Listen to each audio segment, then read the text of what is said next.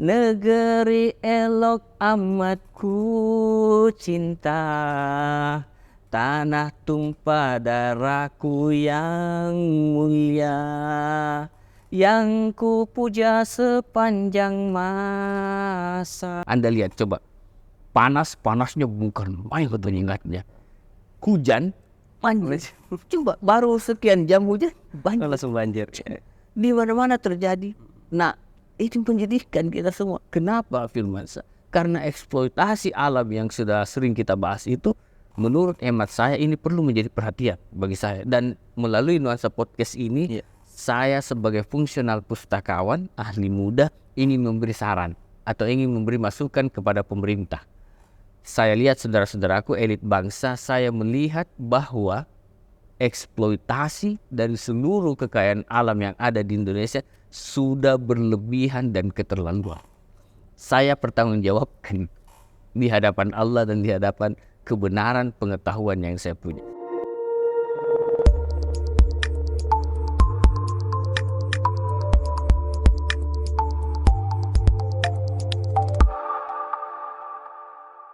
Assalamualaikum warahmatullahi wabarakatuh. Waalaikumsalam warahmatullahi wabarakatuh. Jumpa lagi dengan saya Firmansyah dalam Nuansa Podcast. Alhamdulillah kembali kita bersyukur kehadirat Allah Subhanahu wa taala di kesempatan kali ini kita masih diberikan begitu banyak nikmat oleh Allah Subhanahu wa taala. Salawat serta salam mari senantiasa kita curahkan kepada baginda sang Rasul Nabi Allah Muhammad sallallahu alaihi wasallam. Sahabat Nuansa Podcast, di kesempatan kali ini tentunya kita akan kembali melanjutkan obrolan sate kita tentang bagaimana membaca Indonesia dengan cinta. Dan tentunya seperti biasanya ya, kita masih berada di tempat yang sama, yakni di layanan pusaka Dinas Perpustakaan dan Kearsipan Provinsi Sulawesi Selatan, yang tentunya ini adalah dedikasi ataupun sumbangsi dari Perpustakaan Nasional Republik Indonesia. Dan kali ini kita akan membahas sebuah tema yang sangat menarik, sahabat Nuansa Podcast, yakni tentang bagaimana DKI Jakarta ya dalam pertimbangan filosofi kota. Dan kali ini masih bersama narasumber yang sama yang sangat spesial tentunya, yakni Kak Zahir Juwana Ridwan selaku pustakawan ahli muda Dinas Perpustakaan dan Kearsipan Provinsi Sulawesi Selatan. Assalamualaikum warahmatullahi wabarakatuh. Waalaikumsalam warahmatullahi wabarakatuh. Alhamdulillah. Jumpa lagi ya Kak ya. Gimana kabar Kak? Ya, ini anugerah dari Allah dan kita bersyukur karena kita ketemu lagi untuk membahas negara yang kita cintai ini, yang mudah-mudahan menjadi menjadi hasanah bagi kita semuanya, bagi para pemirsa, sehingga kelak di masa depan kita tahu bahwa anugerah dari Allah ini adalah satu tempat negara, tempat kita berdiam, tempat kita bekerja, tempat kita melakukan aktivitas yang semoga semua menjadi amal yang saleh. Dan sekaligus bahwa negara ini adalah negara yang sangat cantik yang karena ini suatu kesyukuran juga Kak, karena sudah kelima kalinya kita berbicara tentang Indonesia yang membuktikan bahwa kita memang peduli sebagai anak muda dan sekaligus tentang bagaimana menengok sumber daya dan juga geostrategi ataupun yang ada di negara Indonesia. Dan budayanya betul juga sekali Kak. Kita bakal membahas daerah yang tentunya ini bisa dikatakan memang daerah khusus ibu kota khusus, yakni DKI Jakarta. Akan tetapi sebelum masuk ke sana kita pengen tahu Kak, kita kan semua paham lah kalau DKI Jakarta sekarang itu bagaimana padatnya luar biasa ya kan, kemudian modernitasnya luar biasa juga. Nah, tapi kita pengen tahu gimana sih DKI Jakarta pada masa lampau gitu Kak. Ya, baik. Bismillahirrahmanirrahim. Assalamualaikum saudara-saudaraku yang berbahagia, saudara Firmansyah, Abdi, dan para pemirsa Nuansa Podcast dan semua saudara-saudaraku yang dirahmati Allah. Alhamdulillah kali ini kita masuk pada pembahasan di episode kelima tentang Jakarta. Saya bilang kepada Firmansyah bahwa untuk mengupas Jakarta ini tentu panjang. Tidak bisa 1-2 episode. Kita butuh banyak episode untuk melihat karena kita akan kaji banyak hal. Nah, untuk sementara ini kita coba nanti masuk ke aspek dulu sejarahnya sedikit saja. Nanti kemudian setelah itu baru kita masuk ke lebih dalam tentang beberapa aspek-aspek kehidupan masyarakatnya, penduduk dan sebagainya. Saudara-saudaraku yang dirahmati Allah, lagi-lagi Firmansyah Abdi sebelum ke sana saya ingin kembali kita berdoa dalam hati kepada seluruh masyarakat Indonesia yang terkena bencana. Dan sekarang bencana banyak sekali di mana-mana. Dan tidak tentu, kadang di sini tiba-tiba di sana lagi, tiba di situ. Ini sangat sedih kita. Nah, oleh karena itu mudah-mudahan Allah mengaruniakan kepada kita ketangguhan, ketabahan, kekuatan untuk senantiasa menguatkan persaudaraan bangsa ini. Dan kemudian mudah-mudahan Allah menjadikan seluruh yang terkena bencana menjadi bagian dari amal saleh yang Allah karuniakan, Allah gantikan kepada mereka. Amin. Saudara kita. Baik Firmansyah dan Abdi, saudara-saudaraku yang berbahagia. Kalau kita bicara tentang Jakarta, saya ke sini dulu boleh, karena kita akan coba lihat, Abdi, kita akan lihat. Tempo hari kita sudah sampai semua ya ke sana. Pulau Sumatera. Pulau Sumatera dan seterusnya. Nah, Abdi coba sedikit bawa dulu, kasih di sini. Per zoom ya, lagi terus lagi terus, bawa ke atas. Stop.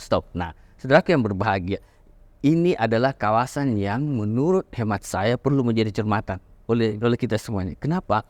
Karena kawasan mulai saya sebut Jawa Barat ke sini, ini Jawa Barat ke arah barat, ini Bandung ya, ini Jakarta, ini Kepulauan Seribu, ini adalah kawasan yang boleh kita sebut sebagai kawasan tempat di mana pergerakan arusnya masyarakatnya tinggi sekali. Karena ini magnet ekonomi.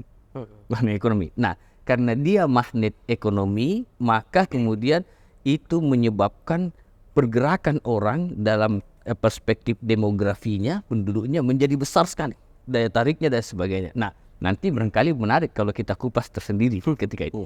Tetapi saya ingin dulu, Firmansyah, Abdi melihat ini dari aspek sejarahnya. Dari aspek sejarahnya tentang apa sih sebenarnya ini wilayah ini. Nah, saudaraku yang dirahmati Allah, dulu kita ketahui bahwa Jakarta itu tidak seperti ini. Ini kan kalau kita lihat citranya, ini udah padat sekali. Coba Abdi sedikit di zoom lagi. Zoom. Stop. Arahkan ke sebelah sana, tarik ke sana, lagi. Stop. Coba kita lihat. Ini udah padat sekali. Dulu Jakarta, Abdi begini ceritanya. Jadi pada masa yang lalu itu, wilayah ini di sekitar sini, pelabuhan ini dan sedikit di sini itu dikuasai oleh kerajaan yang kita sebut Tarumanegara. Di Tarumanegara itu dari sini Banten, Sunda, Bogor, terus naik ini Bogor, naik ke atas gitu. Nah, ini dulu banyak orang Sunda. Karena ini memang kan wilayah Pasundan namanya. Ini Jawa Barat, ini wilayah Pasundan namanya. Nah, pada masa itu di sini kemudian terjadi hubungan dagang keluar. Nah, pelabuhannya disebut Sunda Kalapa. Nah, itu Sunda Kalapa karena ini wilayah Pasundan namanya. Masyarakat Sunda di sini yang berdiam yang banyak sekali. Nah, kemudian pada masa setelah itu, pada masa itu masuklah Portugis menjajah. Anda tahu, saya mau beritahukan, Abdi Firmansyah, negara-negara yang banyak penetrasi menjajah negara lain itu ada sekitar 7, kalau bukan 8. Coba perhatikan. Pertama itu adalah Inggris, kedua itu adalah Belanda, ketiga itu adalah Prancis, keempat itu adalah Jerman, kelima itu Italia masuk, terus Jepang, terus dua itu saya agak lupa, tapi hampir semua itu Eropa. Hampir semua. Yang di luar Eropa itu hanya Jepang. Itulah negara-negara yang selalu melakukan penetrasi menjajah. Portugis masuk di situ. Nah, pada tahun 1511 Portugis sudah masuk di Malaka. Jadi di Malaka itu dia masuk, dia serang, maka terjadi diaspora masyarakat Melayu. Makanya kemana-mana itu baru karena ketika diruntuhkan oleh Portugis 1511. Nah, pada masa setelahnya itu masuklah dia lagi ke Sunda Kalapa. Setelah masuk, pelan-pelan kerajaan yang tadi dari kita, masyarakat pribumi ini menepi, minggir. Karena sudah dia masuk dan menjajah dan kemudian membuat kekuatan tersendiri, lama-kelamaan perlu kita tahu setiap peradaban itu selalu berganti-ganti kan? Selalu berganti-ganti begitu. Kemudian datanglah kekuatan dari timur sana. Abdi coba digeser ke Jawa. Nah, ini ada kerajaan di sana. Terus lek sana, ini di sini sekitar sini. Di Jawa itu ada kerajaan kuat dulu, kalau saya tidak keliru Demak itu termasuk. Kuat. Nah, kemudian ada pasukan yang dipimpin oleh Fatahillah dari kerajaan di Jawa ini, kemudian masuk menyerang Portugis, mau ngusir Portugis itu. Ini kurang ajar, ini menjajah kita, dia mau usir. Nah, kembali ke Jakarta, dia mau usir. Abdi bawa ke Jakarta dulu. Setelah dia berperang, kemudian Portugisnya kalah, runtuh dia. Masuk, disitulah Fatahillah kemudian memberi nama ini kota menjadi Jayakarta. Jayakarta itu artinya kemenangan, kemenangan Jakarta di sini. Nah, berselang dalam episode sejarahnya panjang, tidak lama datanglah lagi pasukan dari Belanda. Nah, tadi saya kata Portugis, Spanyol, Jerman, Jepang, Inggris, Italia, itu Prancis, itu negara penjajah semua. Nah, datanglah Belanda. Belanda datang dipimpin oleh Jan Petersen Koen. Masuklah ke sini, ke daerah sini, dan kemudian terjadi lagi peperangan. Iya. Menepi lagi kita kalah, Belanda masuk. Belanda masuk itu memimpin dengan membawa bendera VOC. VOC itu semacam semacam perusahaan besar. Jadi VOC itu perusahaan besar. Nah, perusahaan besar itulah yang kemudian dengan kekayaannya yang luar biasa, dia masuk di sini dan kemudian menguasai kawasan ini dan membentuk apa yang kita kenal sekarang dengan Kota Tua. Coba kita bawa, kita coba lihat, mudah-mudahan saya tidak keliru. Coba bawa di sini, Abdi. Masuk dulu sini, pelan-pelan ya, pelan-pelan. Terus sebentar, coba stop. Coba lihat Jakarta. Padatnya luar biasa ya. Luar biasa barangnya, luar biasa. Ini saya bisa tahu ini adalah Gelora Bung Karno. Ini adalah Monas. Oke. Nah, dia di daerah utara. Naik ke sini, ke utara, sebentar, pelan-pelan. Coba di sini Abdi, coba zoom, pelan-pelan. Ya, terus. Pelan-pelan. Terus. Naik ke atas. Lagi. Stop. Di sekitar sini. Jadi ini ada dermaga kan banyak nih. Oh, di sini Abdi, coba di sini Abdi. Pelan-pelan, sebentar. Bawa ke sini Abdi, coba ke sini. Terus zoom. Nah, ini pelan.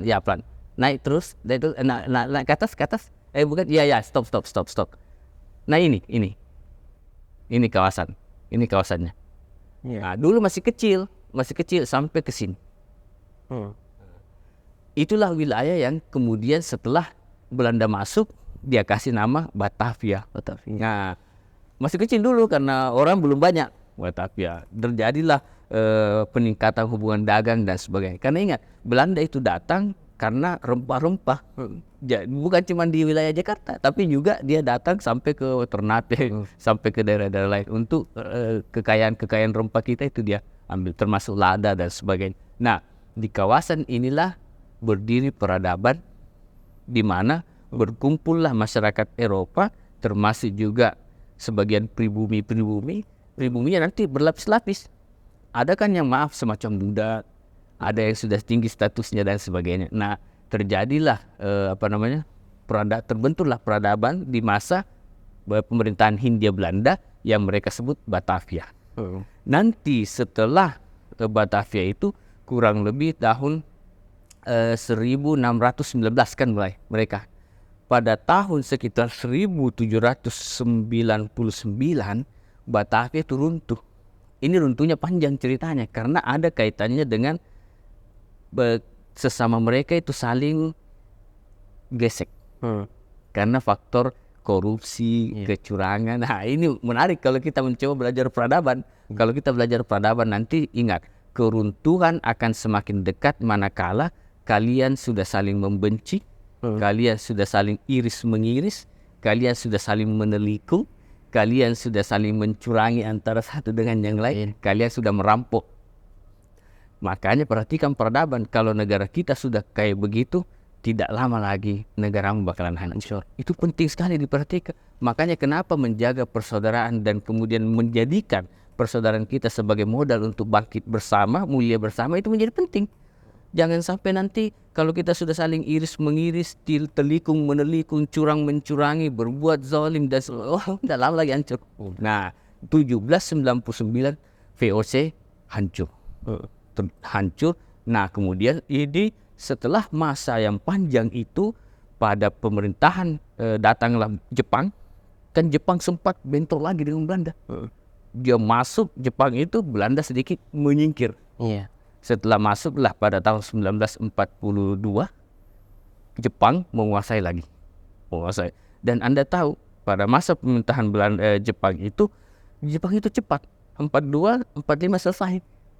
Kalau Belanda lama, dia ambil waktu ratusan. Kalau Jepang cepat, 42 dia masuk, 45 selesai.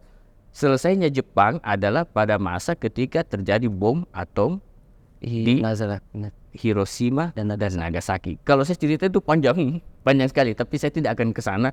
Cuman begini, perlu kita tahu, tarik dulu Abdi, bahwa setelah masa-masa itu di wilayah dan kawasan ini terjadilah pergerakan orang banyak sekali. Kenapa? Karena kita tahu bahwa wilayah ini adalah magnetnya ekonomi. Kalau Anda tahu, Firman, kita sudah cerita di masa yang lalu bahwa kalau satu wilayah magnet ekonomi itu akan menyambutlah orang-orang dan banyak sekali. Nah, termasuk kawasan ini.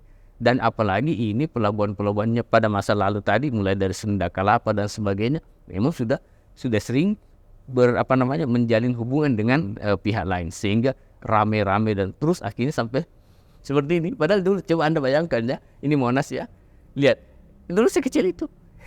Kecil sekali. Iya. Akhirnya dia pindah ke selatan terus akhirnya Jakarta kayak begini. Terjadi penyebarannya kayaknya. Luar biasa. Dan ini masyarakatnya adalah masyarakat yang multi etnis, banyak sekali. Mulai dari orang Sunda, mulai dari orang Ambon, orang Bugis Makassar, orang Minang, pada ngumpul semua di sini. Orang Chinese, Tionghoa, orang Arab pun ngumpul semua di sini. Dan menariknya ketika Anda lihat bahwa Anda datang ke sini, dialeknya kemudian masih mempertahankan sebagian dialek-dialek Betawi yang bahasanya itu lucu sih bagi saya, agak lucu. Jadi ini yang masyarakat masyarakat inilah yang kemudian menjadi heterogen, begitu banyak kumpul dan menghuni satu kota. Coba ditarik Abdi, yang jumlah penduduknya ini kurang lebih, data yang saya terima itu 10 jutaan lebih. Kota Jakarta aja nih Kak. Menarik. Kalau kita lihat, Anda tadi tanyakan Jakarta, sekarang ada yang disebut Jabodetabek. Jakarta, Bogor. Saya zoom dulu Abdi, sebentar, zoom dulu.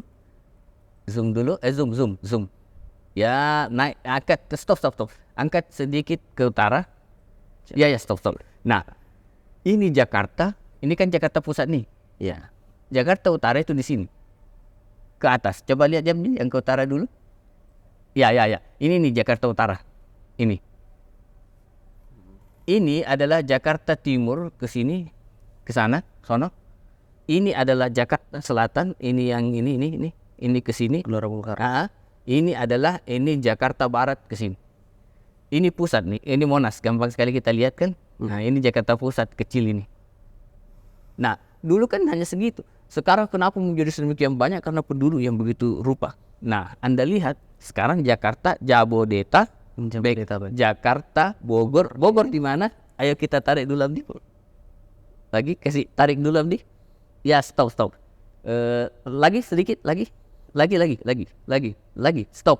Bawa ke sini dulu Abdi, ke sini. Ya. Stop. Agak lagi sedikit, bawa ke utara. Oke.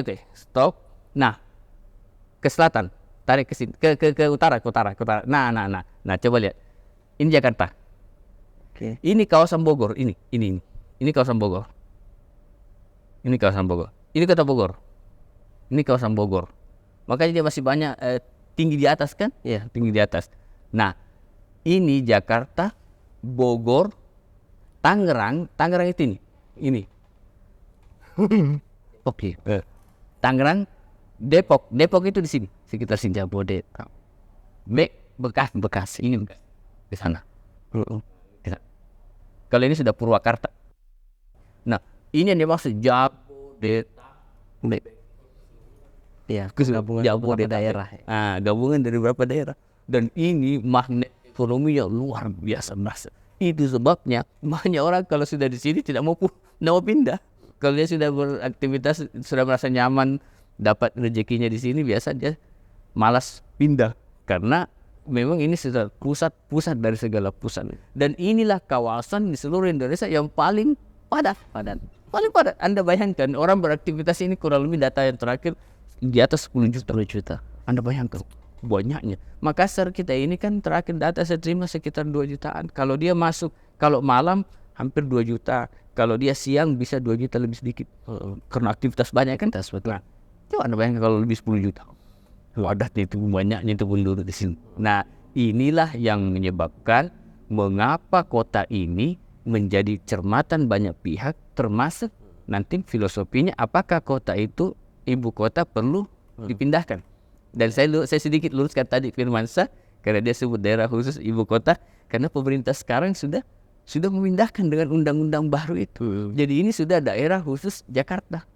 Karena ibu kotanya sudah pindah ke IKN di Nusantara, di Kalimantan. Nah, apakah nanti layak memang harus pindah ke sana? Apakah waktunya itu harus pindah sekarang ataukah bagaimana? Panjang nanti pembahasannya akan panjang. Apakah harus pindah sekarang ataukah nanti dan sebagainya? Karena itu bukan hal yang gampang. Pindah ibu kota itu bukan seperti pindah kos. Kita kos pindah Angkat barang selesai. angkat barang selesai. Kalau pindah ibu kota itu memindahkan culture-nya juga harus diperhatikan, aspek pendidikannya, aspek tata planologinya, tata kotanya dan sebagainya. Itu panjang sekali. Nah, saudara yang berbahagia, itu tadi aspek sejarah. Kemudian saya ingin sedikit mengatakan bahwa perlu diingat Firmansyah Abdi, Jakarta ini adalah kawasan yang Anda lihat dia punya kontur ini, ada yang kita sebut Jakarta daratannya yaitu ini, ada Jakarta maritimnya atau Jakarta pulau-pulaunya. Coba angkat ke utara Abdi. Ke utara. Ya, coba lihat. Ini disebut, saya masuk sini dulu ya. Ini disebut Kepulauan Seribu. Kenapa disebut Kepulauan Seribu? Jumlah pulaunya tidak sampai 1000. Nah, tetapi jumlah pulaunya sangat banyak sehingga disebut Kepulauan Seribu. Nah, Kepulauan Seribu ini coba lihat pulau-pulaunya tuh. Di sini aja banyak. Nah, naik lagi ke utara Abdi, coba lihat tuh. Ini banyak sekali. Coba Abdi zoom. Stop. Nah ini adalah corak, perlu Anda tahu saudara-saudara sekalian, ini adalah corak siluet laut berpadu dengan laguna, berpadu dengan terumbu karang. Saya ingin jelaskan dulu Firmansyah. Coba masuk di sini Abdi, agak zoom sedikit. Zoom lagi, stop yang ini coba. Nah, coba. Ini adalah siluet laut. Ini disebut siluet laut. Ini siluet laut. Yang ini di dalam disebut laguna. Jadi laguna itu dia berada di lautan yang kemudian air lautnya itu tidak terganggu oleh lautan. Tapi dia semacam seperti beririsan langsung dengan laut. Tapi dia membentuk semacam siluet laut. Air laut ini tidak mengganggu dia. Seberapapun tingginya gelombang, air di dalam ini tenang. Itulah yang disebut laguna. Seperti ini. Ini kan beririsan langsung dengan laut. Nah, ini dalam. Ini naik di atas. Coba Abdi kita naik lagi, kita lihat. Nah, ini nih. Ini laguna semua. Naik lagi. Nah, tutup pelan-pelan. Tuh, banyaknya pulau. Nah, ini ada penduduk nih. Naik lagi, terus, lagi, pelan-pelan. Nah, tuh, ini laguna. Naik lagi, terus, coba. Terus. Banyaknya. Banyak. Ini Kepulauan Seribu, coba. Banyak, naik lagi, terus, naik. Sampai kita ke Sebira. Terus. Zoom lagi, terus. Di atasnya ini sudah Sebira. Ini Sebira. Coba zoom. Ini Pulau Sebira. Di sini, di pulau ini, yang banyak adalah masyarakat Bugis di sini. Karena masyarakat Bugis itu di mana-mana dia masuk ke satu lokasi, berlayar dan sebagainya. Seninya merantau ya Pak ya. Orang Bugis terkenal sekali itu Bugis Makassar. Nah, di sini banyak orang Bugis. Inilah Pulau Sebira yang oleh Bapak Profesor Dr. Anies Rashid Baswedan mencoba untuk membuatkan dulu listrik sulit. Sehingga kepemimpinan beliau Bapak Prof Anies mencoba untuk membuka kesempatan kepada mereka agar mereka bisa hidup lebih layak dengan listrik yang sudah 24 jam. Airnya juga sudah bagus dan sebagainya.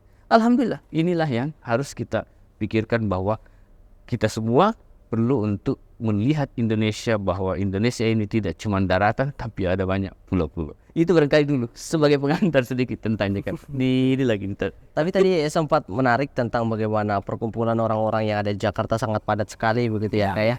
Jadi tadi juga sempat disebutkan di awal tentang bagaimana Jakarta itu dalam pertimbangan filosofi kota itu maksudnya bagaimana? Mungkin bisa jelaskan secara singkat gitu. Iya, oke. Firmansyah dan Abdi, saudara-saudaraku yang berbahagia.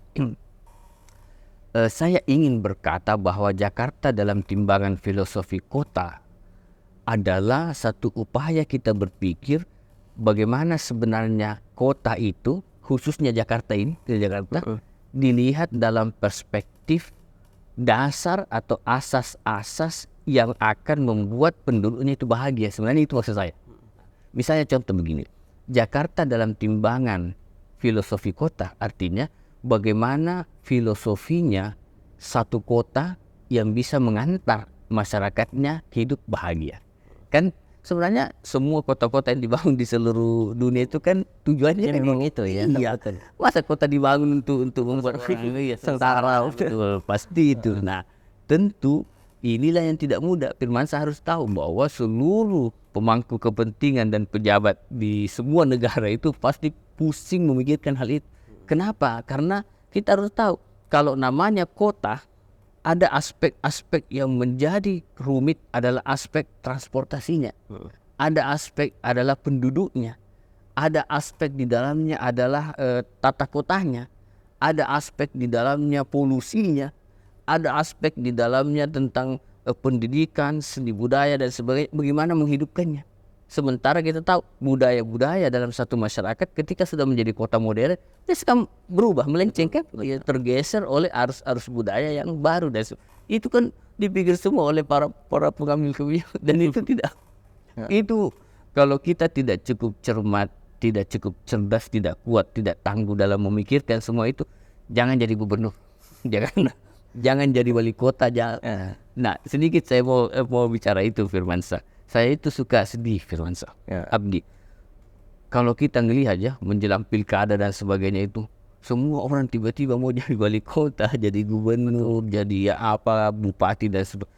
Dikira gampang, ruwet sekali. Jadi saya minta saudaraku yang dicintai Allah, ukur diri kita. Kalau kita mampu menjadi pemimpin, mudah-mudahan Allah kuatkan. Tapi kalau tidak bisa, karena beban berat sekali, ya jangan, jangan serahkan kepada orang yang mampu. Dan saya teringat hadisnya Nabi, apabila satu pekerjaan engkau serahkan kepada orang yang bukan ahlinya, maka tunggulah kehancurannya. Sekarang Firmansyah Abdi, kenapa coba Anda lihat bagaimana negara dan daerah itu diurus? Seni ini di hampir seluruh dunia sekarang, terutama juga negara kita, itu terjadi masalah-masalah yang rumit. Kenapa? Karena hubungan antara pemimpin dengan hati masyarakatnya tidak terkoneksi, renggang dia. Renggang. Kenapa bisa renggang? Jangan-jangan ini pikiran saya, jangan-jangan sang pemimpin ini mikirnya lain, rakyat mikirnya lain. Anggota dewan yang harusnya membela rakyat lain juga dia pikir. Cendekiawan yang mestinya harus berbicara tentang kebaikan, pikirannya lain juga. Hancurlah. Hancur, sehingga saya khawatir jangan sampai nanti ketika kita melihat filosofi kota untuk membahagiakan ini akan sulit tergapai karena kota-kota tersebut dipimpin oleh orang yang kepentingannya tidak sama dengan keinginan masyarakat di dalam kota itu. Nah, maka menjadi pentinglah kali kita membahas tentang hal-hal seperti ini, aspek-aspek bagaimana filosofi kota itu dibahas. Itu barangkali yang ini kan Jakarta kita lihat kota yang besar, kemudian tidak gampang sebagai megapolitan lah. Megapolitan yang memang tidak gampang untuk mengurus. Sangat sulit dengan jumlah penduduk yang kita katakan sampai 10 juta tadi. Tentunya tidak lepas dari problematika, Kak. Sebagaimana yang kita ketahui kemarin yang lagi panas yang baru-baru ini tahun 2023 tentang bagaimana kasus polusi yang terjadi di Jakarta itu. Dan sempat kemarin menjadi bahan perbincangan ketika debat Pilpres, sempat diangkat tentang polusi udara itu. Mungkin bisa dijelaskan kenapa bisa terjadi hal tersebut, apa latar belakangnya, Kemudian apakah ada langkah tindak lanjut dari pemerintah pada saat itu dan sampai sekarang gitu Kak? Menarik ya, Saudara Firmansyah Abdi dan saudara-saudaraku yang berbahagia. Kalau bicara tentang polusi, ini tentu berat memang, cakupannya luas kan. Karena polusi itu macam-macam. Jadi polusi itu jenis polusinya itu macam-macam. Nah, tapi begini, karena Firmansyah angkat mengenai polusi, saya mau potret dulu secara garis besar tentang Indonesia dan polusi tadi, bukan cuma sekedar Jakarta. Iya. Sekarang Abdi Firmansyah, polusi yang menjadi kendala dan kekhawatiran kita semua sudah terjadi di hampir seluruh dunia. Tapi khususnya di Indonesia, menurut hemat saya ini perlu menjadi perhatian bagi saya. Dan melalui Nuansa Podcast ini, saya sebagai fungsional pustakawan, ahli muda, ingin memberi saran atau ingin memberi masukan kepada pemerintah. Saya lihat saudara-saudaraku elit bangsa, saya melihat bahwa eksploitasi dari seluruh kekayaan alam yang ada di Indonesia sudah berlebihan dan keterlaluan. Saya bertanggungjawabkan di hadapan Allah dan di hadapan kebenaran pengetahuan yang saya punya, bahwa semua ini sudah kapitalis dan liberal. Sudah kapital sekali. Sudah jadi cara kita mengelola tambang-tambang dan itu sudah sangat liberal dan kapitalis sekali. Sudah sangat eksploitatif. Sudah sangat meresahkan kita semuanya. Dan ini menurut hemat saya menyedihkan kita. Nah, coba lihat Firmansyah sekarang terjadi, kita semua rasakan heat wave, gelombang panas yang begitu lupa di hampir semua belahan, termasuk di kota kita kan. Iya betul. Tahu tidak gelombang panas itu datang karena apa? Karena iklim yang berubah sedemikian rupa. Kenapa itu bisa terjadi, cuaca dan sebagainya, dan iklim itu sudah mulai terjadi pergeseran pada dasarnya, terjadi pergeseran sedemikian rupa, kemudian cuaca menjadi memburuk dan sebagainya. Anda lihat coba, panasnya bukan main katanya. Hujan banjir. Coba baru sekian jam hujan banjir. Langsung banjir. Di mana-mana terjadi. Nah, itu menjadikan kita semua. Kenapa Firmansyah? Karena eksploitasi alam yang sudah sering kita bahas itu kapitalis. Mungkin satu waktu saya akan kaji lebih dalam. Jadi begini, ini semua tambang dan kekayaan alam ini yang besar, yang sangat besar ini adalah anugerah dari Allah. Karena Firmansyah bertanya apakah tadi bertanya tentang mengenai pengelolaan polusi dan sebagainya, maka saya ingin menjawab bahwa filosofi pengelolaan tambang itu seakan-akan Allah berkata, ada yang bisa engkau ambil sebagiannya, tapi sisakan untuk generasi selanjutnya. Yang terjadi saya melihat keserakahan dalam bidang pengelolaan. Kita akan lihat ketika nanti akan saya sorot ke bagian-bagian di mana tambang batu bara, nikel, timah yang sudah kita lihat dan yang lain-lain, bauksit dan sebagainya, itu sangat mengerikan. Belum emas di Papua dan sebagainya, hancur semua. Nah, oleh karena itu maka ketika Anda mengatakan polusi dan sebagainya, ya memang terjadi karena alam sudah tidak seimbang. Jadi masyarakat dan elit bangsanya yang hidup di tengah atau di atas bumi sekarang ini sudah memang mengeksploitasi alam ini sedemikian rupa sehingga menyebabkan alam berubah dan akhirnya terjadilah gelombang-gelombang panas dan polusi tersebut tadi. Tidak terkecuali juga termasuk menimpa Jakarta. Jakarta menjadi unik karena bukan cuma sekedar mendapatkan limpahan polusi tadi, juga ada kaitannya dengan faktor banyaknya kendaraan. Gitu? Iya.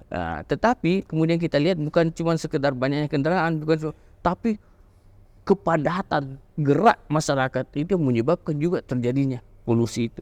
Dan kemudian adanya eksploitasi daripada tambang-tambang yang berada di dekat Jakarta itu juga menjadi masalah. Saya mau coba sedikit ini, coba Abdi bawa ke sini di Jakarta ini. Coba ini kita lihat Jakarta. Zoom dulu. Lagi terus. Stop.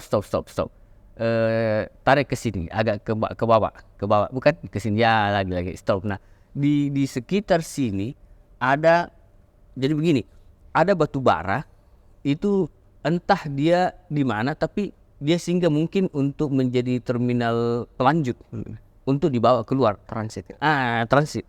Nah di situ yang beritanya lagi viral itu sekolah kena. Iya betul. Saya sedih, saudara-saudaraku sedih betul. Bagaimana nanti kita lihat ini anak-anak generasi muda kita Indonesia ini kalau begini. Nah itu menjadi perhatian mestinya kita semuanya. Karena Anda tahu Firman, itu batu bara ya Abdi, salah satu substansi kimiawi yang memang Allah ciptakan berada di perut bumi itu, yang dia bisa memang berfungsi tertentu ketika diambil, difungsikan tertentu, tapi dia termasuk yang disebut sebagai energi, tanda petik, energi boros dan bisa merusak batu bara. Makanya itu di luar negeri kalau Anda lihat, dia tidak terlalu suka kalau ada negara-negara yang eksploitatif batu bara. Di Eropa itu dan pakailah energi alternatif. Batu bara itu boros dan polusinya banyak. Nah sekarang nikel jadi masalah juga begitu. Terlalu riskan bagi kesehatan masyarakat. Nah sekarang lagi para ahli memikirkan itu. Apakah ada energi-energi alternatif yang bisa coba. Tapi batu bara itu sekarang memang apa boleh buat karena sebagian dunia ini membutuhkan. Terutama Tiongkok itu sangat membutuhkan batu bara. Pernah kita kaji ya, sangat membutuhkan batu bara.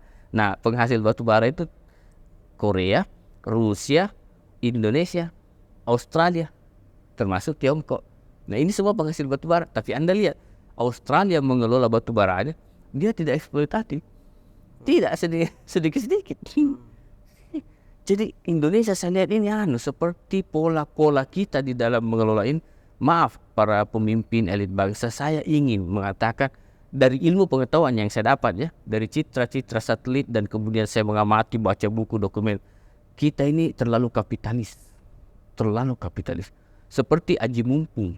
Mumpung ada proyek, mumpung ada ini, mumpung aji mumpung. Itu tidak boleh dipakai karena filosofi alam itu Firman, Allah ciptakan kita bersama alam, keteraturannya dan sebagainya. Ambillah yang bisa engkau ambil secukupnya, sisakan untuk generasi berikutnya. Nah, saya melihat pola-pola pembangunan kita terlalu serakah, terlalu mau mengambil semua. Akhirnya terjadilah persoalan polusi tadi. Dan ingat, ini menarik. Waktu itu dibahas apakah polusi itu karena faktor masyarakat, sekedar masyarakat Jakarta. Tentu lagi kita tahu bahwa di sekitar Jakarta ini banyak pabrik-pabrik. Anda tahu di Tangerang ini banyak sekali pabrik. Di Bekasi itu banyak sekali pabrik. Nah itulah juga yang menimbulkan polusi. Pabrik-pabrik itu membuang karbon, membuang timbal dan sebagainya begitu besar. Nah setelah dilihat citranya, citra satelit oleh ahlinya, ternyata bukan cuma sekedar bahwa ini polusi karena asap knalpotnya masyarakat Jakarta, ternyata lebih berbahaya adalah karena pabrik-pabrik, karena tambang-tambang yang kemudian merapat di sini dan sebagainya, yang akhirnya menimbulkan itu. Dan kemudian makanya Anda lihat biasa kadang-kadang polusinya begitu gelap dan sebagainya, kadang-kadang dia hilang lagi dan sebagainya, dan itu didorong oleh udara, angin dan sebagainya. Itu betul. Jadi angin itu kemana arahnya itu dia bisa mendorong itu polusi itu bisa. Makanya biasa kalau pabriknya besar, asapnya besar, didorong sama angin masuk ke Jakarta. Disebutlah bahwa seakan-akan di situ ada kesalahan dan sebagainya. Padahal mungkin penanganannya sudah bagus, tapi kalau terlalu banyak sekali dari tambang, pabrik dan sebagainya menyebabkan itu. Dan itu Abdi Firmansyah memang salah satu pikiran ruwet bagi para pemimpin juga. Kalau kota itu bagaimana ya? Bagaimana? Karena ini kan harus ekonomi. Iya betul. Suka tidak suka ada hukum dalam ekonomi, itu ada hukum penawaran permintaan.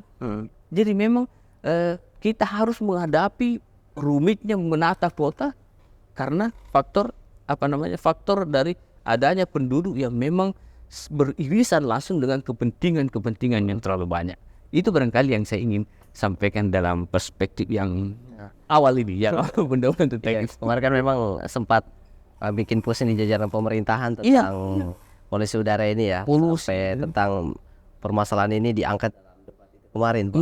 Nah, dan juga tentunya berbagai upaya termasuk kayak membuat hujan buatan. Hujan buatan. Tapi ya adalah efeknya sedikit, tapi tentunya itu masih ditindaklanjuti oleh para Iya, kepentingan. Selain itu juga ada masalah lainnya Kak yang memang perlu kita kupas di kesempatan kali ini, mumpung kita ngomongin masalah Jakarta tentang bagaimana kasus kemiskinan ya kan. Nah, kasus kemiskinan dan sampai berujung pada penggusuran. Penggusuran. Dan juga bahkan ini meresahkan daripada masyarakat Jakarta dan sampai menimbulkan daripada trauma daripada masyarakat setempat. Ya. Kira-kira apa sebenarnya faktor yang membuat itu? Kira-kira dalam penggusuran itu apakah ada solusi mungkin dibuatkan tempat tinggal lain gitu, dan kira-kira masyarakat cocok enggak dengan tempat tinggal yang baru itu Kak? Betul. Ya, Saudara Firmansyah, Abdi dan para pemirsa yang berbahagia.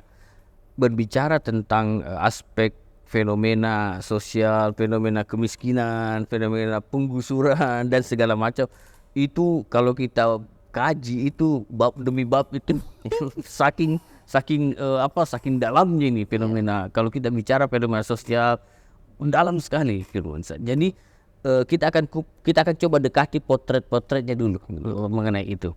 Saya ingin bertanya kepada kita semua, apakah fenomena kemiskinan itu karena faktor orang malas? Orang malas bekerja? Tidak selalu. Kemiskinan itu macam-macam bentuknya. Pernah saya bahas di kanal saya, ya Zahir Cinta Indonesia. Sekarang saya coba ungkap. Kemiskinan itu bisa datang karena faktor kemiskinan struktural. Jadi satu situasi yang semenjak sudah dari dulu, begitu terus, dan tidak mendapat perhatian yang layak, dan akhirnya dia termiskinkan karena tidak ada aksesnya. Dan Anda tahu di Indonesia banyak sekali fenomena itu.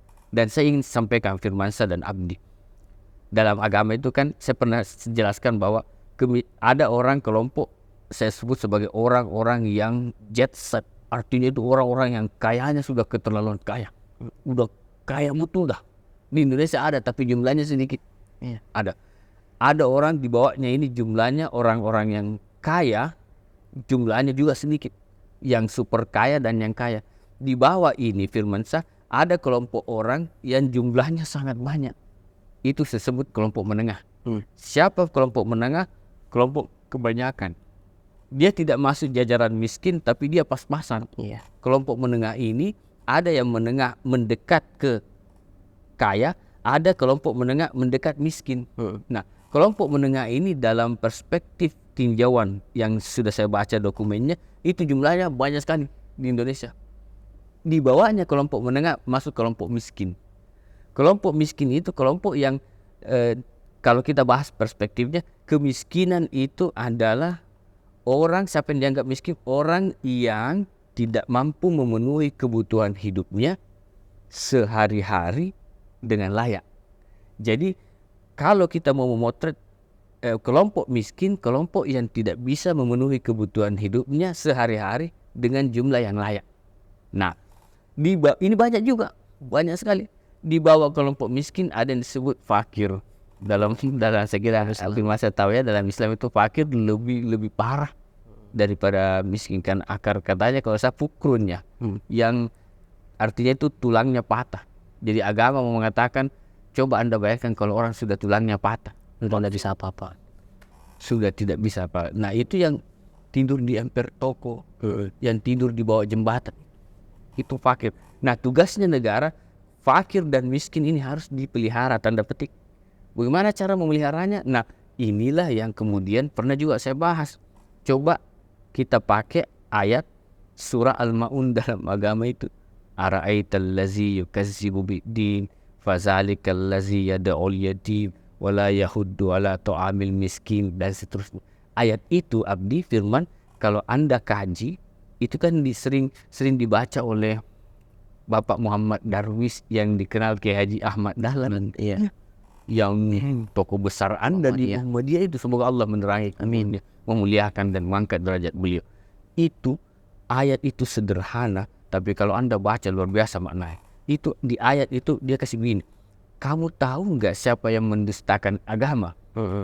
Orang yang menghardik anak yatim dan tidak memberi makan orang miskin, serta tidak menganjurkan sistem untuk memberi makan orang miskin.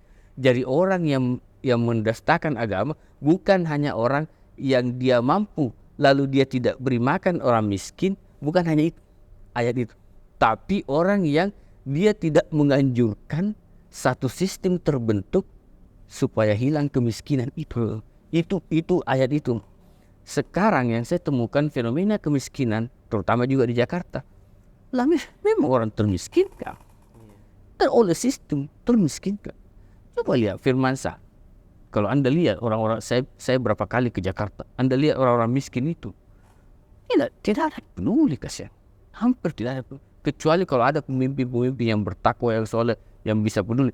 Tapi jangankan di situ, kita lihat tuh orang-orang kalau miskin menderita itu nyaris tidak ada yang peduli. Itu coba saya kasih contoh Firman, orang kaya ada kasus, banyak pembelaannya enggak? Banyak. Kalau ada orang miskin yang berkasus, ada yang membela. Itu masalahnya. Itu. Jadi orang miskin itu dibentuk oleh sistem kehidupan yang memang sistem itu diskenariokan sedemikian rupa. Ini nanti kita akan kupas kalau ada bab-bab yang membahas fenomena kemiskinan. Nanti panjang. Dia dibentuk oleh sistem. Nah, sehingga dia tidak berdaya. Anda bayangkan ya, kalau datang, saya sering datang di perkampungan kumuh. Aduh, saya bilang bagaimana caranya orang berdaya? Kakeknya miskin, maaf, pungut sampah. Anaknya juga begitu. Saya tanya, di mana bapaknya? Di situ Pak, pungut sampah. Ibuku di mana? Ibuku juga pungut sampah di situ. Bagaimana anak itu? Kamu nak sekolah di mana? Tidak sekolah. Besok ini anak pungut sampah, bisa begitu. Dan begitu tuh. Itu dimasuk kemiskinan itu. Nah sekarang Firmansyah Abdi, saudaraku para pemerhati, pemerintah, elit bangsa, dengarkanlah baik-baik. Caranya gimana? Anggaran kita ada enggak? Ada enggak? Ada di negara. Sekarang saya nanya kepada pemerintah dan kepada kita semua, kita bangun apa? Mikirin orang kecil ini, rakyat kecil ini, atau kita mau coba bangun sesuatu yang mewah? Mikir mana kira-kira? Tergantung cara kita mikir. Saya selalu berkata, Firmansyah Abdi, saudaraku yang dirahmati Allah, dalam perspektif pembangunan filosofinya kota, filosofinya membawa masyarakat kota untuk bahagia, perspektifnya adalah, sekarang saya bilang, itu pembangunan ada yang urgen, mendesak, ada pembangunan yang bisa tunggu, bisa nunggu. Kalau Firmansyah ini gubernur Jakarta, saya staf ahlinya, Firmansyah bilang bangun proyek ini, bangun proyek, saya langsung bilang, saudara gubernur, tunggu, saya kaji. Apakah tidak lebih baik Firmansyah Abdi coba bawa ke sini, Abdi, di sini, daerah sini ada daerah, di sini daerah sini, coba di sini ya, sum lagi stop. Ada daerah, coba kamu tulis di sini Tambora, coba Tambora.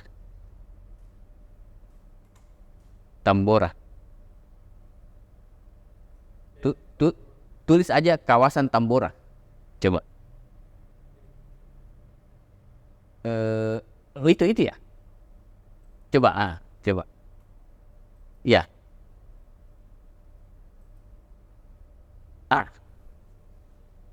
Terus zoom. Lagi. Terus stop. Firmansyah Abdi. Coba. Astagfirullah. Saya sering memperhatikan kota. Ini wilayah Tambora adalah wilayah yang saya tahu, wilayah yang paling padat di Jakarta. Anda lihat coba. Anda. Jadi itu rumah sudah beriri. Coba lihat. Inilah wilayah yang paling padat.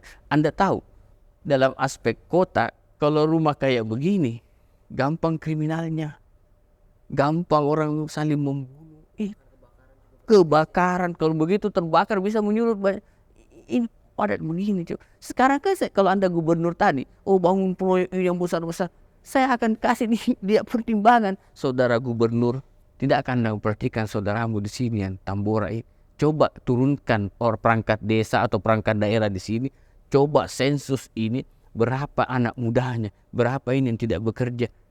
Elok kiranya panggil ke gubernur, ke kantor. Yuk, Apa yang bisa kamu lakukan? Lakukan, panggil kaji, dana turunkan sekian miliar untuk membangun. Itu loh. Karena saya selalu bilang, perspektif membangun itu kita selalu begini. Oh, kalau kita menginvestasikan begini, taruh invest, bangun ini, nanti itu benar, boleh. Tapi saya itu cara perspektif membangun menurut kacamata saya tidak begitu. Jangan itu didahulukan.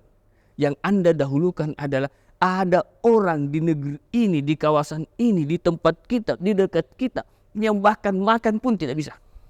Kenapa tidak itu dipikir? Kenapa tidak dipikirkan itu dulu? Jadi membangun nanti kalau kita bisa membantu mereka dari aspek pekerjaannya, dibantu makannya, minumnya, gizinya dan sebagainya, diperhatikan dengan cermat, anggaran ada. Inilah nanti anak-anak ini, masyarakat inilah yang kemudian akan membantu pembangunan berikutnya. Bukan berarti, saya selalu bilang, wahai para elit bangsa, bukan berarti kalau saya pemimpin, saya membuat satu legasi, bangun ini, harus di tangan saya. Tidak begitu. Saya, Zahir Jonar Ridwan, itu berpikir dan memberi sumbang saran kepada pemimpin, di tanganmu itu keputusan kebijakan untuk membangun marwah dalam pembangunan, dan marwah pembangunan itu artinya menjadikan manusia itu hidup manusiawi, menjadikan manusia itu punya nilai manusia. Coba bayangkan, Firmansyah, saya nonton hampir, kadang-kadang di beberapa episode itu saya nonton anak remaja saling tikam, anak remaja seusia Anda saling bunuh gara-gara uang. Saya nonton banyak sekali kasus. Nangis kita ini melihat. Kenapa? Jangan sampai elitnya kemana, masyarakatnya kemana. Inilah yang perlu, mengapa kita selalu berdoa, ya Allah karuniakan pemimpin yang adil, yang peduli terhadap masyarakatnya. Kasihan di Jakarta itu kriminal, wah banyak sekali. Fenomena kemiskinan itu faktor. Jadi saya melihat dalam kerangka bangsa ini, saya amati cara perspektif kita, yang kita maksud pembangunan roda ekonomi, kita bicara-bicara yang hebat itu, tapi yang kita maksud itu yang lux. Padahal saya mengatakan membangun itu, termasuk membangun nanti Pranata Kota, adalah perspektifnya membangun marwahnya masyarakat supaya mereka berdaya. Itu maksudnya. Kalau mereka berdaya, mereka lah yang kelak kemudian akan membangun bangsa. Contoh, Nuansa Podcast nih, iya toh? Coba bayangkan saudara Firmansyah Abdi berjuang memberi pencerahan ke masyarakat. Ini ditonton banyak orang. Nanti yang oh iya ya begitu caranya gini-gini. Itu kan membangun namanya. Iya. Tapi mungkin orang tidak melihat. Jadi saya selalu mengatakan susah memang kalau yang kita maksud perspektif pembangunan itu nanti pi gedung, nanti pi apa membangun. Bukan. Membangun itu mendidik masyarakatnya agar cerdas, mendidik masyarakatnya agar bisa berkualitas, mendidik supaya sekolah dan guru-guru bisa punya kapasitas mengajar, dan itulah nanti yang akan mengiringi pola pembangunan masyarakat dan bangsa ke masa depan. Itu. Jadi banyak hal yang menurut saya perlu dicermati oleh seorang pemimpin dalam kerangka mengatasi fenomena-fenomena tersebut. Ya tentunya ini Kak tentang problematika di DKI Jakarta. Tentunya permasalahannya memang harus diperhatikan, butuh kepekaan dari para pemerintahan sehingga kesejahteraan bisa tersalurkan ke masyarakat. Dan kalau berbicara tentang DKI tentunya kita tidak seru, nggak lengkap kalau Anda bicara tentang satu tokoh yang sangat berperan penting dalam pembangunan dan juga kemajuan daripada DKI Jakarta, yakni Bapak Rashid Baswedan. Mungkin bisa dijelaskan tentang mungkin urgensinya Pak Anies selama ini, dan juga mungkin dalam waktu dekat ini juga ada mungkin pergerakan yang akan dilakukan oleh Bapak Anies itu. Ya, saudara Firmansyah Abdi dan para pemirsa yang berbahagia, Bapak Profesor Dr. Anies Rashid Baswedan, semoga Allah memuliakan beliau dan memuliakan siapapun juga yang berniat melakukan hal baik. Siapapun orangnya, dari suku manapun, dari ras, dari kelompok manapun, siapapun yang melakukan kebaikan, semoga Allah memuliakan dan mengangkat derajatnya. Nah, Firmansyah, Profesor Anies Rashid Baswedan ini, beliau akademisi yang memang karena beliau datang dari dunia akademisi sehingga corak berpikirnya itu akademik. kelihatan sekali ya. Kelihatan, sangat nampak. Orang itu kalau akademisi, pecinta ilmu, ketahuan cara berbicaranya, cara pandangannya dan sebagainya. Nah, yang saya sangat kagum adalah ketika mencoba untuk melihat hal-hal seperti itu, fenomena itu. Satu di antara kekaguman saya adalah pembangunan kampung-kampung di Jakarta. Itu beliau peduli sekali, sangat peduli. Kenapa itu penting? Lagi-lagi saya katakan bahwa seorang pemimpin yang mencoba memperhatikan kampung-kampung itu berarti secara filosofi dia telah memperhatikan aspek-aspek di mana orang bisa jatuh dalam kemiskinan, karena banyak kemiskinan datang dari faktor-faktor di mana dia dimulai dari kampung-kampung tadi. Nah, oleh karena itu maka saya ingin berkata bahwa pemimpin-pemimpin seperti Prof. Anies dan siapapun nanti yang memperhatikan masyarakat miskin, masyarakat di kampung-kampung dan sebagainya, itu penting sekali untuk diapresiasi. Karena apa? Saya bayangkan, tahu anggaran Jakarta Berapa itu Kak? waktu zaman beliau sekitar 73 triliun. Sekarang sudah hampir 80 triliun. Anda bayangkan 80 triliun Jakarta itu. Masa tidak bisa Anda gunakan untuk hal-hal yang membela kampung-kampung, membangun masyarakat miskin dan sebagainya, membangun masyarakat penataan kota. Kalau anggaran sebesar Jakarta, bisa lah. Kan kepedulian seperti yang firman tadi, kepekaan. Jadi saudaraku, para pemirsa dan para elit bangsa, calon pemimpin dan sebagainya, dengarkanlah baik-baik. Demi Allah, jangan kita mengatakan bahwa kita pemimpin, kita merasa lebih hebat dari masyarakat. Tidak. Masyarakatnya memberi mandat kepada kita. Maka kalau Anda jadi pemimpin, sayangilah orang-orang kecil, masyarakat miskin itu, masyarakat yang menderita, orang-orang di bawah. Karena akses kesempatan itu beda dengan Anda dengan mereka. Mereka itu hampir, saya kalau datang ke tempat-tempat miskin, sedih sekali kan, Mbak. Sedih sekali. Saya tidak tahu ya bagaimana caranya. Saya kadang-kadang berpikir bagaimana caranya ini. Karena memang fenomena itu luar biasa di mana-mana. Lalu kemudian saya coba rumuskan bahwa ternyata kebanyakan faktornya adalah karena tadi adanya faktor di mana sistem kehidupan kita ini yang memang tidak pro sama orang miskin. Nah, Profesor Anies berjuang sedemikian rupa untuk membongkar cara berpikir kita untuk membantu melayani orang-orang yang miskin. Saya berharap bukan cuma beliau, tapi siapapun semua, ayo elit bangsa, yuk menjadi orang-orang yang mampu untuk membantu masyarakat yang miskin tadi, masyarakat yang terpinggirkan, masyarakat yang terpinggir. Saya kasih contoh Firmansyah Abdi, bukan sekedar kampung. Ada pemerintah, saya tidak usah sebut, pada masa yang lalu dia gusur satu kampung. Iya. Bayangkan, digusur satu kampung. Datanglah Profesor Anies. Tahu tidak? Masyarakat kampung menangis ketika masyarakat kampung bilang, saya sudah tidak percaya pemimpin. Begitu Prof. Anies datang, mereka bicara baik-baik. Kalau tidak salah 1-2 tahun, terbangun kembali. Terbangun rusunawanya. Iya. Luar biasa bagusnya, cantiknya, mereka dimanusiakan. Coba, itu yang kita harapkan. Jadi pemimpin yang kita harap betul-betul peduli sama rakyat. Bukan asas pikirannya itu kapitalis. Saya sendiri coba, kapitalisme itu begini. Saya jelaskan karena Firmansyah sudah masuk tadi fenomena kemiskinan dan pemimpin dan sebagainya. Mari kita lihat. Kenal oligarki? Iya. Saya harus berani bicara. Oligarki itu adalah entitas daripada sekelompok orang yang jumlahnya kecil yang menguasai hampir semua sumber daya, dan biasanya dia tidak memimpin tapi dia memberi warna terhadap kepemimpinan. Ini semua oligarki.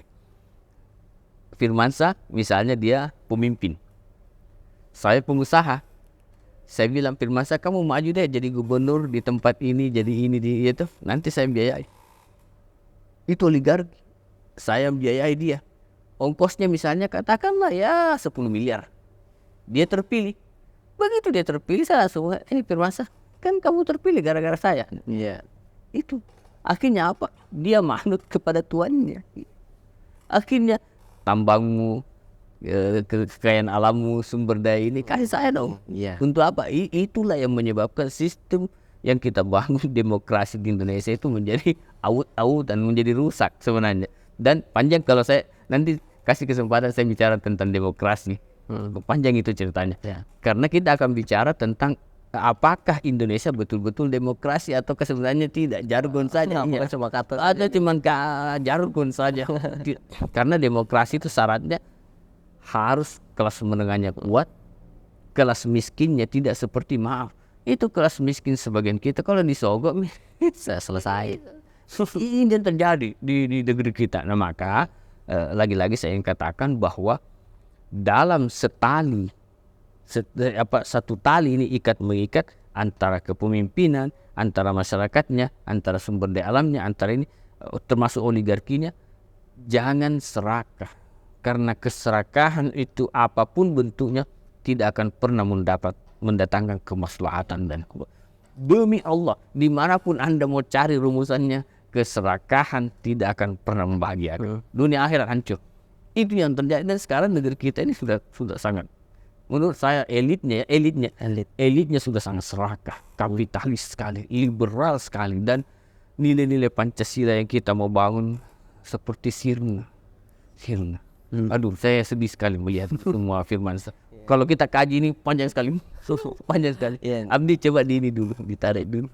Jadi memang poin pentingnya adalah bagaimana memunculkan kembali pemimpin-pemimpin yang baik itu, yang peduli dengan masyarakat itu ya, yang bukan hanya memikirkan daripada kepentingan pribadinya, keluarganya, saudara-saudaranya, mungkin tetangganya, kepentingan oligarkinya dan iya, harusnya memang masyarakat secara keseluruhan gitu. Dan kalau kita melihat juga Kak tentang bagaimana DKI Jakarta ini ya sebagai daerah yang kita bilang katakan tadi sebagai tempat yang padat akan penduduk. Dan ternyata juga kaya akan budayanya Kak. Kita bisa mengikis sedikit mungkin tentang bagaimana budaya Betawi yang ada di daerah DKI Jakarta ini menarik untuk diberitahukan kepada sahabat Nuansa Podcast Kak. Firmansyah dan Abdi, saudara-saudaraku yang dirahmati Allah. Begini, kalau kita memotret fenomena budaya, maka yang menarik adalah budaya itu biasanya saling iris beririsan. Misalnya contoh, Firmansyah orang Jawa Timur, Jawa Tengah. Ayah dari mana? Dari Banjarnegara. Ibu Sama juga Banjarnegara. Ada keluarganya Firmansyah datang dari tempat yang lain? Dari Jawa Timur ada, dari Malang. Okay. Nah, Firmansyah yang Jawa Tengah, Jawa Timur sekarang sudah pindah ke Sulawesi Selatan. Boleh jadi satu waktu pasangan hidupnya orang Bugis. Orang Bugis itu. Ketika Firmansyah yang Jawa Tengah, pasangan hidupnya orang Bugis, coba lihat. Anaknya nanti sudah ayahnya Jawa, ibunya Bugis. Nah, begitu. Jadi budaya itu iris beririsan. Jadi Abdi juga begitu, orang Parepare kan. Nah, nanti mungkin istrinya orang mana gitu. Tahu istrinya orang luar negeri misalnya. Nah, luar negeri ya. Itu maka terjadi iris mengiris. Nah, saya misalnya, contoh, saya itu Firmansyah, ibu saya itu orang Bugis, tapi ada lapis Arabnya. Tapi sudah jauh. Ayah saya itu orang Bugis dari Wajo, ibu saya orang Bugis dari Bone. Tapi ibu itu ada lapis Arab, beberapa keturunan di atas, leluhur kami Arab. Itu sebabnya peninggalan Arab yang tersisa di wajah saya ada di hidung. Nah, coba bayangkan, orang bilang, saya kamu ada Arabnya? Iya ada. Jadi ada sedikit, tapi rasa cinta saya terhadap Indonesia tidak usah diragukan. Nah, dalam potret seperti itu, maka saya Bugis, ada lapis Arab. Saya tidak tahu loh, apakah leluhur dari ayah juga ada lapis dari luar? Kan begitu. Jadi manusia itu begitu, kita punya keturunan begini, terus nanti dia nikah lagi begini. Nah, itu semua lapis melapis. Kebudayaan juga dia tumbuh dan berkembang dari irisan lapisan-lapisan seperti itu semua. Nah, sekarang ketika Anda sebut Betawi, nah di Betawi itu Anda tahu bahwa masyarakat di kawasan ini, kawasan di Jakarta itu adalah masyarakat yang tumbuh dari kawasan dulu itu disebut kawasan Pasundan ini. Nah, lama tumbuh berkembang, masyarakat itu datanglah sebagian dari Melayu, dari Sumatera, datang juga dari Kalimantan, datang dari Sulawesi, datang dari Maluku, dari mana-mana. Datang berkembang. Itulah yang kawin-mawin. Itu kan banyak. Saya dengar banyak. Oh, orang Bugis di Jakarta ada yang menikah dengan orang Jawa, ada yang menikah dengan orang Sumatera, masih banyak. Nah, itulah yang kemudian dalam telaah yang saya baca dokumen-dokumennya, bahwa itulah yang membentuk budaya masyarakat Betawi di situ. Ada juga yang percampuran dengan Portugis, ada yang percampuran dengan Belanda, ada yang percampuran, pokoknya panjang percampuran. Tapi dia misalnya ayahnya ada Belanda, nikah dengan orang Indonesia, nikah dengan ini, terus lapis tinggal lama di situ. Itulah. Jadi masyarakat Betawi itu heterogen.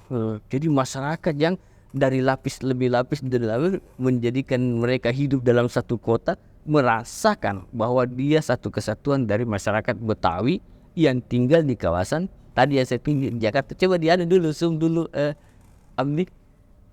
Saya suka lihat ini Jakarta karena dia padat. Di Jakarta dulu ya. Terus angkat ke atas dulu. Nah, lagi. Ya, stop. Coba di zoom. Coba zoom itu. Stop. Coba lihat. Jadi masyarakat, tetapi masyarakat Betawi itu tadinya kan dia di tengah-tengah kota nih. Karena ada yang bilang masyarakat Betawi itu ada lapis maritimnya, pesisir, ada lapis tengah, ada pinggiran. Nah, sekarang banyak masyarakat Betawi sudah di pinggir. Karena ceritanya di sini tanah-tanah itu sudah dibeli tanah itu. Akhirnya dia minggir cari tempat lain. Jadi orang Betawi sekarang banyak sudah menepi, sudah keluar dari tempat-tempat itu, dan sekarang yang kuasai Jakarta ini, apalagi Jakarta Pusat ataukah daerah-daerah ekonomi, daerah kekuatan ekonomi di situ, kebanyakan memang sudah orang-orang yang punya kekuatan duit. Kalau orang-orang kayak kita pribumi kebanyakan sudah minggir semuanya. Dan itulah salah satu yang saya suka dari Profesor Anies Rashid Baswedan. Beliau ada programnya, rumah-rumah pahlawan. Rumah-rumah itu kalau tidak salah, kalau bukan dikurangi, dinolkan pajaknya. Tujuannya apa beliau? Masa Anda pahlawan bangsa harus terusir? Banyak loh keturunan pahlawan di sini harus terusir karena mahal sekali tanah.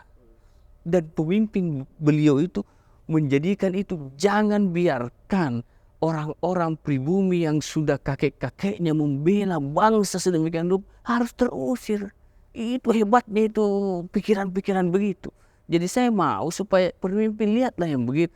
Karena Firman Sabdi, begitu masyarakat pribumi dengan satu kesatuan kebudayaannya ini Anda singkirkan, maka saat itulah juga marwah Anda sebagai masyarakat Betawi misalnya, atau masyarakat pribumi di sini akan terpinggirkan. Firmansyah tahu cerita Singapura? Singapura itu adalah masyarakat Melayu hampir 80% dulu. Dulu namanya Tumasik. Begitu dipimpin oleh etnis Tionghoa, namanya saya lupa namanya itu pemimpinnya. Sekarang apa yang terjadi? Tersingkir Melayunya, dan sekarang dikuasai oleh etnis Tiongkok dan orang-orang dari luar. Saya ingin mengatakannya, tidak ada persoalan etnis bagi saya, silahkan. Etnis manapun silahkan berkompetisi. Tapi yang saya adalah sampaikan kepada pemimpin, jangan engkau tidak melihat bahwa etnis pribumi di kelompok manapun di seluruh dunia ini engkau pinggirkan. Engkau tidak berikan perhatian kepadanya, engkau singkirkan, dan jangan. Tapi kalau etnis mau bersaing di antara mereka, silakan, tidak ada yang larang. Tapi bersainglah secara baik. Dan pemerintah harus memberi ruang gerak bagi mereka, termasuk pribumi, untuk bisa bersaing dengan orang-orang yang memang sudah kekayaannya sedang gemuk. Itu masuk prinsip keadilan. Tahu tidak? Di Malaysia itu ada prinsip pribuminya diperhatikan. Itu penting. Jangan membangun itu orang-orang kaya saja yang Anda kasih sedemikian rupa. Tidak boleh begitu. Maka pribumi masyarakat Indonesia itu perlu didorong, dibantu oleh pemimpinnya yang perhatian gitu loh. Supaya apa? Dia bisa bersaing dengan kelompoknya. Ini tidak, Anda bayangkan ini kawasan ini. Ini kawasan. Dari sini ke sini. Anda sudah dengar cerita dari Dr. Said Didu? tentang ini, kawasan ini. Bukan main. Begitu dia menjadi proyek strategi nasional, Anda bayangkan kalau dia jadi proyek seperti itu, ini siapa yang punya? Kan bukan pribumi. Begitu dia jadi kawasan begitu, dia bisa menggadai itu semuanya dan mengeluarkan uang di bank itu beratus-ratus miliar, bahkan lebih. Bahkan lebih. Anda tahu siapa pemilik-pemiliknya itu tanah? Tahu enggak? Orang pribumi yang sudah tinggal begitu lama turun-temurun di daerah sini. Dan dia cerita kepada Dr. Said Didu. Dia menceritakan itu kisahnya. Yang harga tanah di situ bisa dijual kurang lebih sekitar hampir 40 juta per meter. Dan dia harus dipaksa keluar dari tanahnya dengan bayaran per meter 50.000.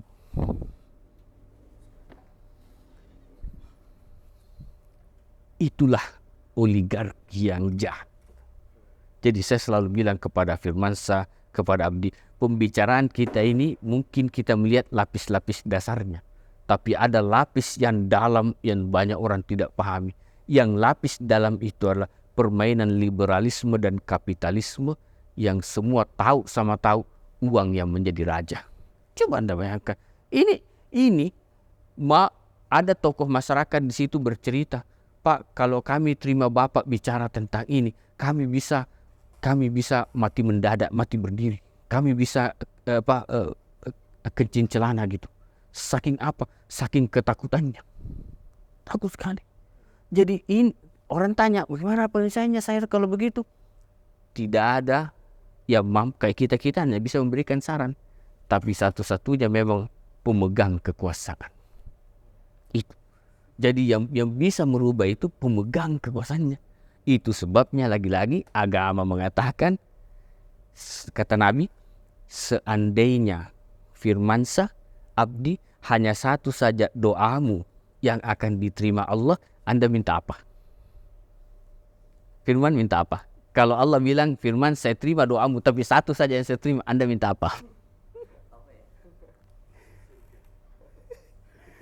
Tahu tidak? Tahu tidak? Itu pasti permintaan puncak manusia ingin masuk surga. Tapi tahu tidak? Saya pernah tes adik-adik di sini. Dia minta macam-macam. Oh, saya minta ini kanda. Macam-macam dia minta. Tahu enggak? Tidak ada yang jawab seperti Nabi jawab. Nabi bilang, andaikan ada satu saja doamu, maka mintalah agar engkau dikaruniai pemimpin yang adil. Bayangkan itu. Oh, kenapa bisa pemimpin yang adil? Karena Nabi sudah tahu. Dengan keadilan pemimpin itu, dia mampu mengayomi kalian semua. Dia mampu memperlakukan kalian secara bijaksana dan baik. Dengan mampu memperlakukan itu, maka potensi hidupmu semua akan bersaing dalam harmoni. Coba contoh. Kalau kalian berdua, saya puji Firmansyah, saya nista Abdi. Kan marah dia, tersinggung tuh. Atau saya puji Abdi, saya nistakan Firmansyah. Padahal Anda semua adalah adik-adik saya, saudara saya yang berbuat kebaikan terhadap Nuansa Podcast. Mestinya saya puji sama-sama. Kira-kira begitu. Keadilan itu membawa kepada keharmonisan dan kebaikan bagi semua. Nah, ketika masyarakat diperlakukan tidak adil, hancur semua. Selesailah. Makanya sekarang Anda lihat, coba lihat. Banyaknya tanah-tanah itu yang dikuasai oleh orang-orang oligarki yang sangat-sangat gemuk kekayaannya. Saya jujur ya, saya telah di beberapa dokumen, sedih sebenarnya ini. Ini oligarki, uangnya udah sangat banyak, kekayaannya banyak, jejaringnya banyak. Dia kan tinggal kasih tahu bank. Itu bisa keluar ratusan miliar triliun untuk membangun. Lah orang miskin, Firmansyah, Zahir, Abdi, kita miskin. Coba kita datang ke bank, Pak ada proyekku bagus begini. Siapa kamu? Ini yang saya pernah bilang bahwa bagaimana caranya situasi negara itu bisa bagus, karena itu tadi yang dimaksud investasi bagi pembangunan itu adalah orang-orang yang bisa menawarkan tanda petik uang. Tapi kalau orang-orang yang bisa menawarkan dan mendidik generasi muda menjadi baik, seakan-akan tidak dilihat sebagai bagian dari kekuatan investasi. Saya selalu berkata, Firman Abdi, kenapa tidak Nuansa Podcast yang menayangkan tayangan-tayangan yang luar biasa ini dilihatlah oleh entitas pemerintah, oleh swasta, oleh oleh perbankan-perbankan Islam yang peduli terhadap pendidikan. Ini anak muda ini, sokong dia. Karena dengan menyokong dia, maka tayangannya akan lebih cerdas, tayangannya akan lebih membawa maslahat dan manfaat dari segi ilmu. Dengan begitu, masyarakat cerdas. Dengan masyarakat potensinya untuk mengembangkan dirinya dan kehidupannya bisa menjadi terbuka lebih baik. Begitu cara mikirnya. Kalau kita mikir, kita ini mikir betul-betul kapitalis. Saya kebingungan mencari bahasa. Rusak sekali dunia kehidupan kita sekarang ini, termasuk di Indonesia. Karena itu tadi, sebagian, tidak semua, sebagian pemimpin-pemimpinnya tidak peduli kepada yang dipimpin, sebagian pemimpin-pemimpinnya malah lebih asik dengan kasihan tuh. Sedih kita, sedih. Kayaknya saya mau menyanyi ini Rayuan Pulau Kelapa ini kalau sudah begini situasi ini Firman. Kayaknya saya mau nyanyi nih Rayuan Pulau Kelapa ini tentang waduh kau sebenarnya memang ada segala luar biasa ciptaan Ismail Marzuki. Ya, sebagai di penghujung Kak. Luar biasa. Obrolan tentang DKI Jakarta, tentang problemnya juga sempat disebut juga tentang negara oligarki ya. Luar biasa. Dan juga kita ndak asik tentunya pertemuan kali ini kalau misalnya tidak menyanyikan sebuah lagu ya. Kalau sebelumnya kan kita sudah Tanah Airku, kemudian ada Indonesia Pusaka, kemudian ada Ibu Pertiwi terakhir.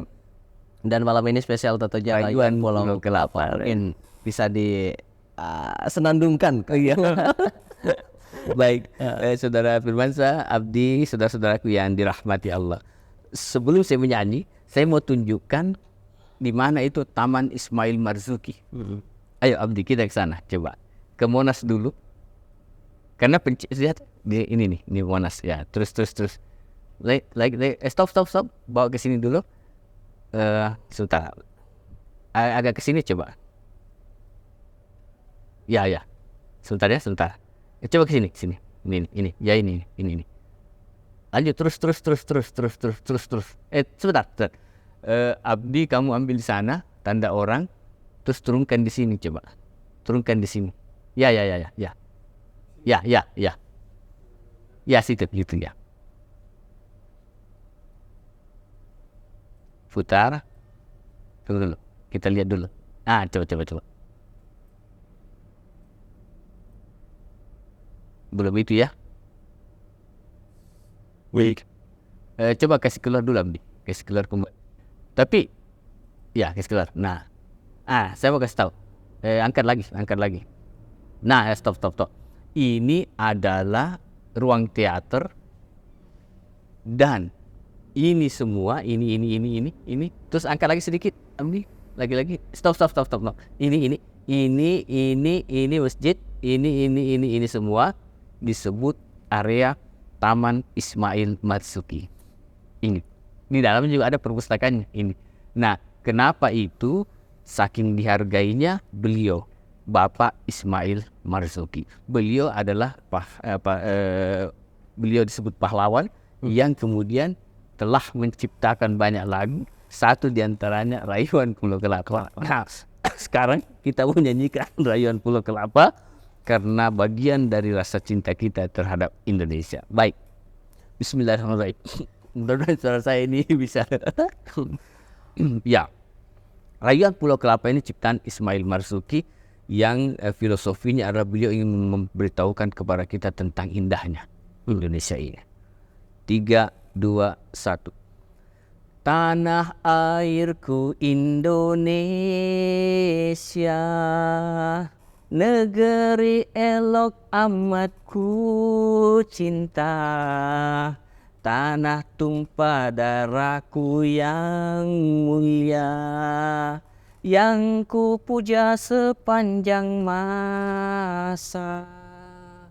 Tanah airku aman dan makmur, Pulau Kelapa nan amat subur, Pulau Melati pujaan bangsa.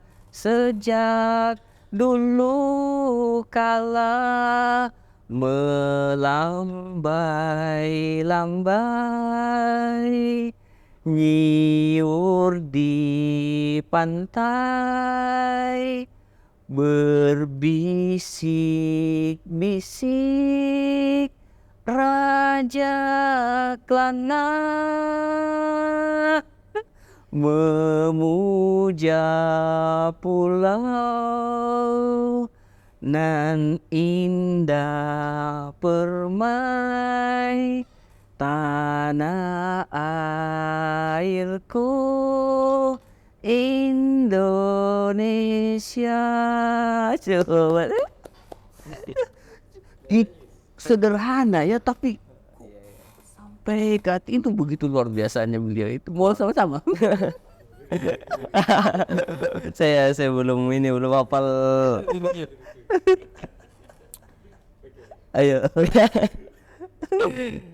Oke. 3, 2, 1. Tanah airku Indonesia, negeri elok amat ku cinta. Tanah tumpah darahku yang mulia, yang ku puja sepanjang masa. Tanah airku aman dan makmur, pulau kelapa dan amat subur, pulau melati pujaan bangsa sejak dulu kala melambai-lambai nyiur di pantai berbisik-bisik raja Klana memuja pulau nan indah permai tanah airku Indonesia. Coba. Ini di waktu SD jarang sekali dinyanyiin loh, Pak. Jadi perlu sekarang bagi saya Firman Abdi, saya bersyukur nih Nuansa Podcast ini. Terima kasih Nuansa Podcast bersama dengan Dinas Perpustakaan dan Kearifan Sulsel, tim pusaka dan semua kita. Mudah-mudahan Allah menakdirkan kita dan menulis sebagai Firmansyah Abdi Zahir adalah pribadi-pribadi yang mencintai Indonesia dan memberi sumbangsi terbaik bagi bangsa dan masyarakat dalam membimbing, membina masyarakat mengenal khasanah keindonesiaan. Itu barangkali penting, mudah-mudahan. Oke, obrolan yang sangat luar biasa Kak tentang bagaimana DKI Jakarta, ya kota yang DKI Jakarta sekarang ya udah berubah ya namanya ya, saking sibuknya kita bekerja ini di kampus juga kuliah sampai lupa ibu kota yang udah pindah betul ya. DKI Jakarta, daerah khusus Jakarta. Daerah yang sangat padat penduduknya tentunya, yang sudah kita kupas tentang bagaimana problematika hingga penyelesaian dan juga sosok pemimpin yang luar biasa sehingganya bisa memberikan contoh kepada pemimpin yang lainnya juga. Dan juga tadi kita juga sudah mengenal bagaimana keindahan Indonesia dengan menyenak rayuan Pulau Kelapa. Semoga ini bisa menambah daripada khasanah kita untuk lebih mencintai negara Indonesia. Dan sebelum kita mengakhiri daripada perjumpaan kita sahabat Nuansa Podcast, kita akan mendengarkan juga mungkin closing statement, pesan mungkin kepada kita semua Kak. Ya, saudara-saudaraku, saudara Firmansyah, saudara Abdi dan semua saudara-saudaraku yang dirahmati Allah, closing statement saya begini. Satu, membangun satu kota itu perlu lagi-lagi tadi perlu memperhatikan semua aspeknya, ya, dan tidak mudah. Bagi anda yang punya kapasitas dan kemampuan, mudah-mudahan Allah berikan anda amanah yang baik untuk mengelola itu dan membangun rakyat. Tapi bagi kita mengukur diri kalau kita tidak mampu, jangan calon, karena ingat, tidak mudah, pertanggungjawabannya berat sekali. Banyak sekali orang yang dia calon hanya karena kesukaannya untuk mendapatkan kekuasaan dan jabatan. Begitu naik, dia akhirnya tersungkur karena kasus-kasus korupsi dan sebagainya. Nauzubillah. Oleh karena itu membangun kota tidak mudah. Kemudian aspek pembangunan tadi kalau kita lihat filosofinya dalam sekali, bahwa membangun itu bukan cuma sekedar aspek bangunan, tapi juga membangun bagaimana masyarakatnya bisa kita ikut terlibat di dalamnya, masyarakatnya membangun ikut bersama, membantu mereka untuk menemukan kapasitas berpikirnya, kapasitas untuk bisa ikut bersama dalam pembangunan, cerdas, pendidikannya bagus, dan nanti mereka yang akan mendorong secara pelan untuk pembangunan berikutnya. Yang selanjutnya yang perlu diperhatikan, hati-hati dalam seluruh aspek pembangunan di negara ini ada namanya kekayaan alam sumber daya. Kalau itu eksploitatif dan itu bisa merusak seluruh sistem, maka perhatikan baik-baik. Jangan sampai keinginan sekelompok oligarki yang banyak menguasai sumber daya ini bisa merusak pranata dan sistem dalam kita bernegara, sekaligus menghancurkan kondisi ekonomi kaum bawah. Maka perlu diperhatikan, pemimpin itu mengapa penting menjadi pemimpin, karena dia yang harus mengatur dan memikirkan semua itu. Jangan ada orang dibiarkan berbuat zalim kepada yang kecil dan sebagainya. Itulah tugasnya pemimpin. Oleh karenanya saya mengharapkan mudah-mudahan Indonesia ke depan dikaruniai Allah pemimpin-pemimpin yang adil di semua. Amin ya rabbal alamin. Itu doa kita bersama tentunya ya sebagai masyarakat Indonesia pada umumnya, untuk lebih baiknya negara Indonesia lebih berkembang, lebih maju ke depannya dengan memperhatikan berbagai problem bisa teratasi dengan baik, dan tentunya bukan hanya memikirkan diri sendiri tetapi juga untuk memikirkan masyarakat pada umumnya. Nah, terima kasih Kak atas waktu dan juga kesempatan, ilmu pengetahuannya luar biasa di kesempatan kali ini, obrolan yang sangat panjang tapi tentunya isinya daging semua, pembelajaran lagi buat kita sebelum kita melangkah pada episode ke-6 karena masalahnya. Semoga ini sahabat Nuansa Podcast bisa memberi wawasan yang luar biasa kepada kita dan bisa kita terapkan dalam kehidupan sehari-hari dan juga saling berbagi antara satu dengan yang lainnya. Mungkin sekian apa yang bisa kami sampaikan pada kesempatan kali ini.